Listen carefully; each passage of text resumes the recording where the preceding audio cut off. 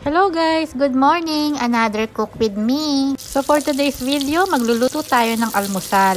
Una pala, iinitin ko muna itong mga crab. Medyo matagal na nga ito dito sa ref. At ito ay luto na din. Kaya i-steam ko lang ito kasabay ng ating kanin. Meron naman itong papel sa baba, kaya hindi naman ito matutuluan. At mag-i-start na rin ako magpainit ng kawali. Uunahin ko na ang breakfast ng mga bata, itong omelette. Nasasanay na nga silang kumain ng itlog. Dati talaga pahirapan pa silang kumain nito. At habang iniintay ko maluto yung itlog, ay hinati-hati ko muna itong mga longganisa. Hinati ko lang pala ito sa mga dulo niya. At sakto, paluto na rin itong omelette. Kaya sinet aside ko muna. At para naman sa amin ni Daddy itong fried egg. Dahil day off nga ni Daddy, madami akong nilulutong breakfast. Kapag kasi andito siya, nagra-rice kami. 4 na itlog pala yung niluto ko dyan. At sinunod ko naman iluto itong mga dilis. Isasagang ko lang pala ito sa mahinang apoy. At haba palang nagluluto ako dyan, naglalaban na din ako. O diba, multitask, char.